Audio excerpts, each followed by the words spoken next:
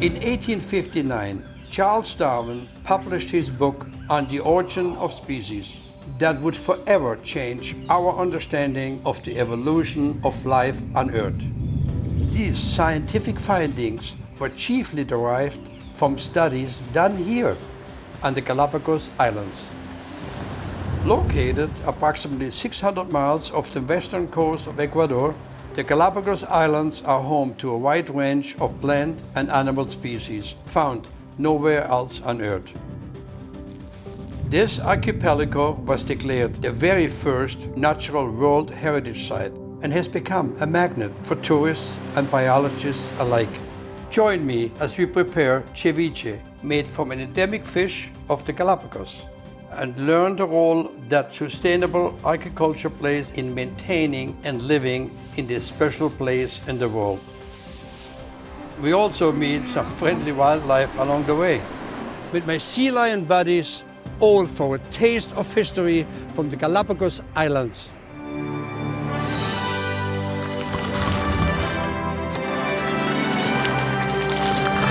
Wow, spectacular.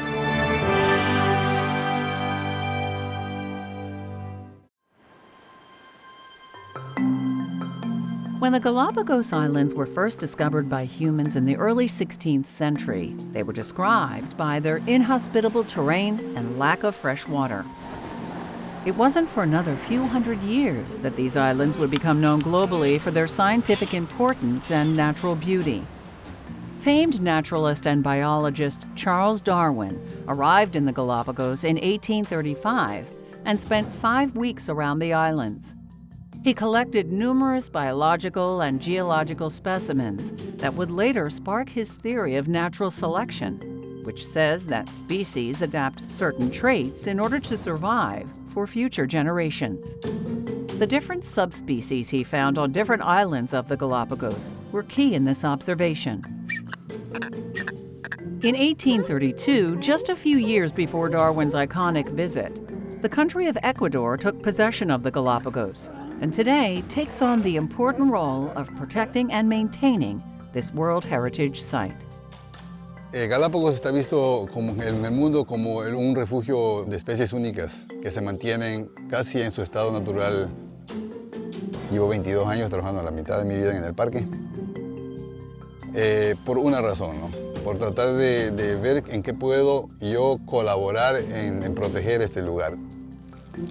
Described as one of the most unique and scientifically important places on Earth, it is no surprise that 97% of the land and its surrounding waters here has been designated as a strictly controlled national park and reserve.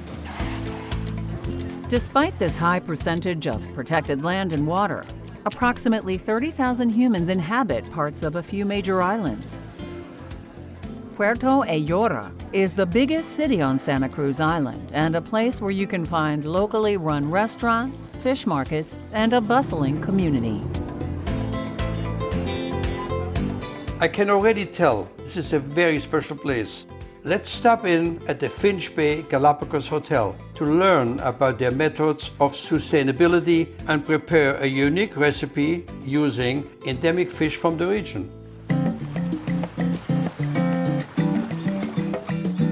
Out of all the places in the world, I'd never figured I'm going to be here in the Galapagos, making a variety of ceviche with my new best friend. Nice Chef. to meet you, Chef. My pleasure. I mean, you got such a beautiful place, and I'm very jealous. Thank you. To prepare this ceviche, the ingredients are very important. That beautiful fish, the brujo, it's a family from the scorpion fish. Never have I seen a fish like it. Yes, It looks like Picasso would have painted of course, it and you can before he find put it in the it ocean. just in the Galapagos. Yeah, that's endemic fish from the Galapagos. The quality of the meat, it's very tender, it's very delicious. Okay, it's different. It's like no other fish. Can you cut me a little piece? I want to try it. Of course. Crudo, yes. to see if I detect the flavors. Yeah.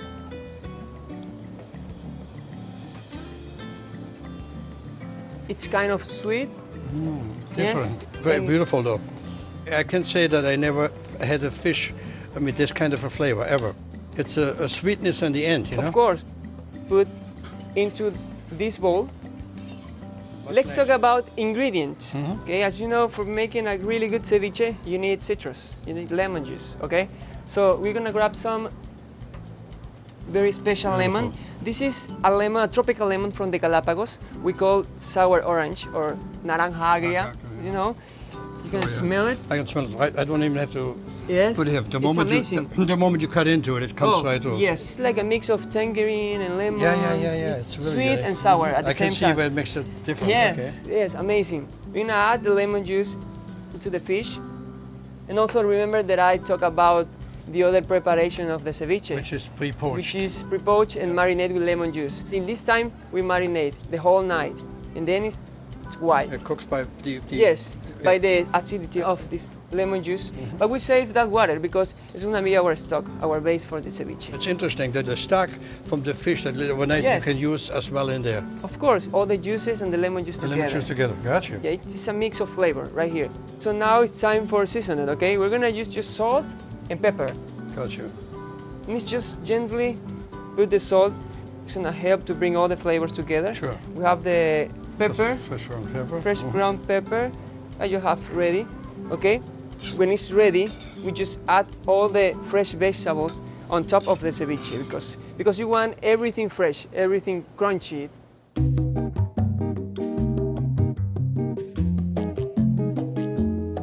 Right now we are in the Chacrita garden. This is one of the most important projects that we have. Chacrita comes through the Quechua word. That means harvest.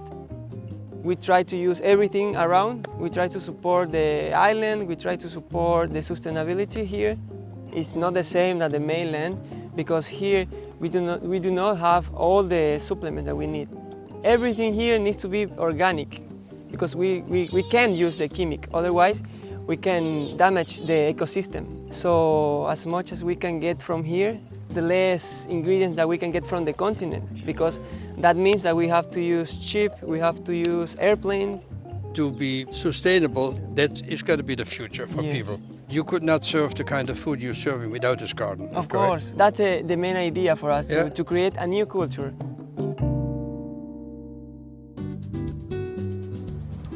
We can add a little bit of oil.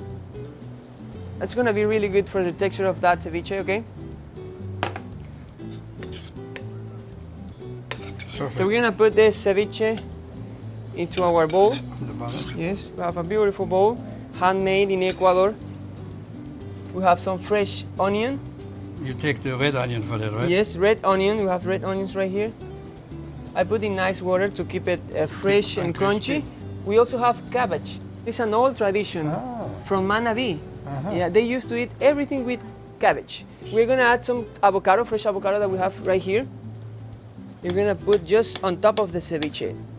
We brought all of our herbs from the Chacrita garden that we have, and we prepare oil using all the herbs that we have. Ah. This is a special oil. Basically, you make a reduction of the herbs. Yes. So we have these beautiful plantain chips. So what we do in Ecuador is just take a little bit, please, and then just smash with your hands, and then just put over the ceviche. Like, Yes. Yeah, you got it. All around the ceviche, and when you start eating, that's when get the crunch of the ceviche the together with magic the fish. comes. Yes. We just top it up with a little bit of cilantro. We have all the fresh vegetables on top of the ceviche, and of course the crunchy of the plantain chips that we put on top. Every ingredient that we brought here, it's from local farmers, from local fishermen. That's how we support the island. It's very important because it's very delicate environment that we have here in the Galapagos. Finch Bay Hotel does their Yes. part of maintaining. Of course, that's what we do here. That's our duty. So let me try it. How do I describe it? It's fresh, it's Yes. wholesome. The only thing with that is you cannot only eat one ever. You gotta have more than one. Entree for this dish, there's Yes. only one word. Espectacular. Espectacular. Okay, thank you so much. Geologically speaking, the Galapagos Islands are fairly young, having formed around 5 million years ago by repeated volcanic activity that is continuing even today. It is believed that the first animal species arrived from the mainland of Central and South America by flying or by floating on naturally formed rafts of vegetation. When they landed on the shores of the Galapagos, they were forced to adapt to this dramatically different environment. This led them to rapidly evolve in a very unique way. So unique that these islands now hold one of the highest levels of plant and animal species found nowhere else in the world. Some famous friends you can find on the islands are blue-footed boobies, giant tortoises, and the Galapagos penguin, which is the only penguin species that lives in the northern hemisphere. Marine iguanas occupy the rocky coastlines and adjusted to the barren volcanic terrain by learning how to swim for food. These are the only lizard species in the world that gets a majority of their food from the sea. Some of the best evidence supporting Charles Darwin's theory of evolution can be found while observing the Galapagos finches. Over thousands of years, more than a dozen different finch species evolved from a single ancestor. Their most notable difference is in the shape of their beaks, which varies according to the different ways they adapted to obtain food in their new environment.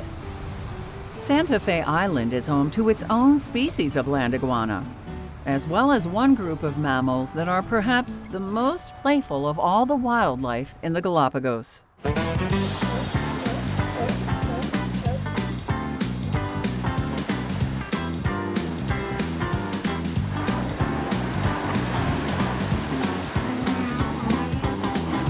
Walter, welcome to Santa Fe Island, very famous for the sea lions. Welcome to this paradise.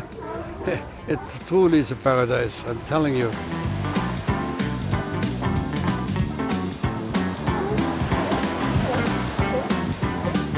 Okay, he's coming also. He wants to be in the picture. Look at Chef. Look He at that. definitely in the picture.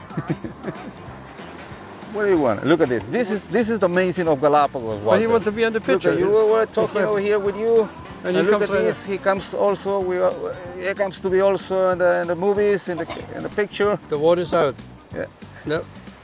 See, this is Galapagos. You see, this is a paradise. You see, they don't care. They don't have afraid of Now tell me something, humans. how did you do that? You told them before, give them I some money? arranged. You paid them off? People would not even believe it. They think we staged it. You couldn't stage that if you would want to. I mean, look at that. He's coming back again. You see, he's coming back again. Look at him. Unbelievable. What? Hey, let's go back on the You see, water. this is amazing. You see, now it's white. Now you see it's a paradise. I do know.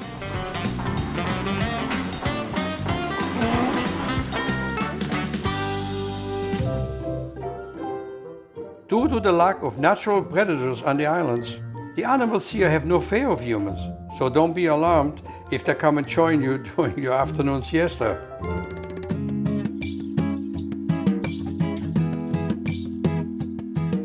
El café de Galápagos es un café especial. I've visited many coffee plantations around the world, but never any like this. Typically, coffee grown at higher altitudes is considered a superior product. However, the Galapagos is an exception to that rule. Straddling the equator, the location of the islands provides year-round sun. This tropical heat, along with the convergence of cool oceanic currents, creates a unique microclimate that is similar to the conditions of coffee plantations found at higher elevations. This environment, along with the rich nutrients in the volcanic soil, give the coffee here an incredible taste, despite its cultivation at low altitude. Nuestro café es especial justamente por estas características. Tienes tú aquí, por ejemplo, es impresionante, el perfil del suelo está conformado por rocas de lava. Y acá el café. Coffee was brought to the Galapagos Islands in the late 1800s. Although it isn't native to the islands, cultivating it here is beneficial to biodiversity and the goals of sustainability. Sabemos que fincas sostenibles, con buenas prácticas, controla las especies invasoras. En Galápagos, los agricultores no cultivamos solo café, sino vas a ver una plantación de café bajo la sombra de especies únicas, nativas y endémicas de Galápagos. Nuestra idea es también trabajar en la restauración ecológica. Wild giant tortoises even do their part by eating the pesky weeds underneath the shady coffee plant leaves. Tenemos que ser responsables con el sitio donde vivimos. Y esa responsabilidad debe ser en toda la cadena productiva, desde el productor hasta el consumidor. Esto es importante para nuestro futuro y para el futuro de las islas. It may not be easy growing coffee in the Galapagos, but I think the results are worth it. Café de Galápagos. También muchas gracias. Wow, could have never expected a quality coffee like that right here in the Galapagos Islands. Muy suave, very nice. It's not bitter in the end. It's a beautiful roast. I like it. Muchas gracias a ti. In the highlands of Santa Cruz Island, much of the private-owned land is dedicated to agricultural production. Due to the fragile ecosystem on the islands, most of the farms produce products that are strictly organic. Nosotros tenemos la ventaja en Galápagos de que hay restricción de ciertos productos tóxicos. Entonces la idea es aquí hacer una agricultura limpia, orientada al orgánico, el poder entregar un producto sano, de calidad a nuestra comunidad. Relying on local products also helps to stop the spread of invasive plant species or toxins that could be hiding in the imported items coming from the continental mainland. Many natives of the Galapagos depend on sustainable agriculture, and the use of greenhouses are essential in providing a diversity of products that are in high demand.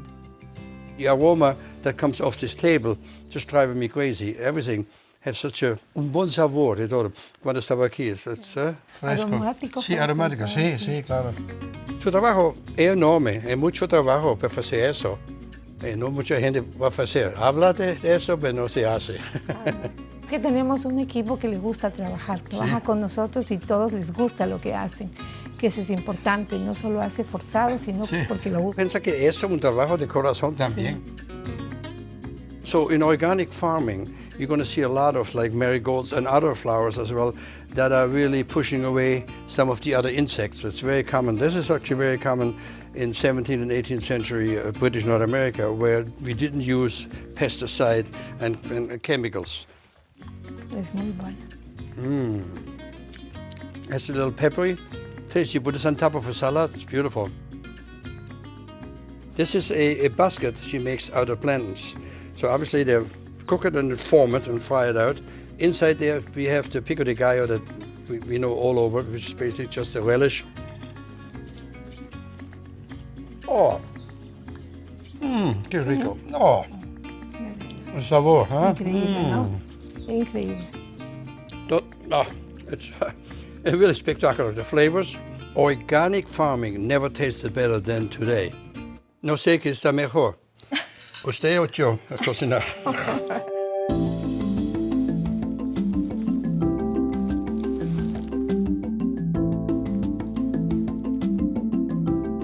The giant tortoise is the longest living vertebrate on the planet, with some living well over 100 years. At one time, there were over 250,000 of them living throughout the Galapagos. So many, in fact, that the islands were named after them. The Old Spanish word Galápago translates to saddle in reference to the shape of their large shell. Unfortunately, the same traits that helped the tortoises survive the long journey to these islands also led to their demise. During the 17th and 18th century, the Galapagos were frequented by pirates and whalers who utilized this location as a centerpiece of their operations. Some tortoises can grow upwards of 800 pounds, which provided these part-time settlers a ready supply of meat while on the islands. Their ability to last months without food and water also allowed sailors at sea to have fresh meat for extended periods of time. Pirates and whalers also began introducing domestic animals to the island, such as hogs, goats, and rats.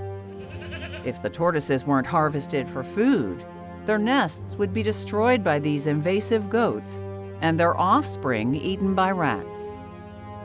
Hundreds of thousands of these gentle giants were destroyed, and a few subspecies became extinct. Las tortugas, una especie que habita en Galápagos toda la vida, que vinieron aquí, que son los primeros colonos, diríamos, los dueños de la isla. Entonces es la actividad nuestra, proteger estos ecosistemas. When the Galapagos National Park and the Charles Darwin Foundation were formed in 1959, their first task was eradicating the invasive species on the islands in an effort to protect the tortoises that remained. Today, extensive work is being done to preserve and reintroduce them into their natural habitat. Tenemos que amar el lugar y respetarlo, porque en realidad los introducidos somos nosotros en esta tierra, ¿no? Las especies ya estuvieron antes. Nosotros llegamos, debemos convivir, de aprender a convivir con ellas, entender el entorno de ellas. Esa es la relación que tenemos que tener el hombre y naturaleza para poder vivir juntos. Luckily, most of the invasive goats have successfully been eradicated. But I figure I help to do my part in assisting in the preparation of a local goat stew. Bienvenido al Chato Ranch, chef. Vamos a preparar hoy día un seco de chivo, muy tradicional, ya que mis abuelitos lo utilizaban mucho en los tiempos de los colonos. There are a lot of theories of why the goat is here, but we know that we want to get rid of the goat. And how do you get rid of something? You eat it. Yeah. ¿Sí comprende? Sí. I'm helping to protect you. Look at it, Scotty. I'm helping you, don't worry about it. So, the first step is to prepare the goat. Both the leg and the ribs are used in this particular recipe. You want to cut them into chunks and then put them in a pot that will get filled about half with water. Add salt and pepper and set it to boil for about 2 hours so that the meat can soften and release its flavor. While the goat is cooking away, we get started on the vegetable base. First, achiote is added to the pan. This will give it a nice color and great flavor. Then we add the chopped peppers, the tomatoes, the onions, the garlic, the cilantro, and saute them all down to reduce the liquid, and it brings out the flavors of the veggie. Then chef adds chili powder and cumin. Now comes the very special ingredients, which are Ecuadorian foods. Naranja, which flavors like a pineapple-lemon combo, and tamarillo, which is also known as tomato of the tree, has a tangy and sweet flavor as well.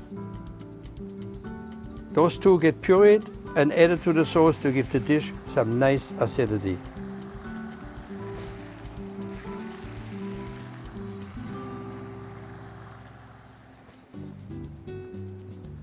Then everything in the pan gets blended together into what becomes the base of the goat stew. I'm gonna try it because it's very unique. Ese es el dulce sabor. Gosh. So simple, it's so good. It's sweet and sour at the same time. It's really, really good. Once the water in the goat stew is reduced, you know it's ready to add the veggie base. Important now is that the meat is almost cooked. So now you add in the mix of the vegetable, let it cook some more until the flavor penetrates the meat. And then we have a dish to eat. It's a very simple recipe, if you will, but the flavors are very unique. It's almost aromatic, it gives it you. And I think it's the achiote, and I think it's the tomato of the tree that makes it a very unique flavor. About 15 to 20 minutes before you serve it, the chef adds some local Galapagos beer and bay leaf. Oh, look at the flavor now. Sí. Once it's cooked, the chef adds a little bit of white onion and some fresh herbs on top with a side of rice, avocado, and some fried plantains. It really doesn't get better than that. The flavors is absolutely spectacular. Get a piece of the Una pieza. costilla, sí. sí. Sí. Oh. Está suave, ¿no? Yeah. Mucho más suave, mucho. Just the way you want it. Claro. You wanted to make sure it falls off the bone. It's perfect. Sí, debe estar bien suave, bien cocida. It's really good. It's really tasty because the vegetable and the acid is together. I even taste the beer. Claro. It's really beautiful. And all this for a fantastic taste of history in the Galapagos Islands. Yes.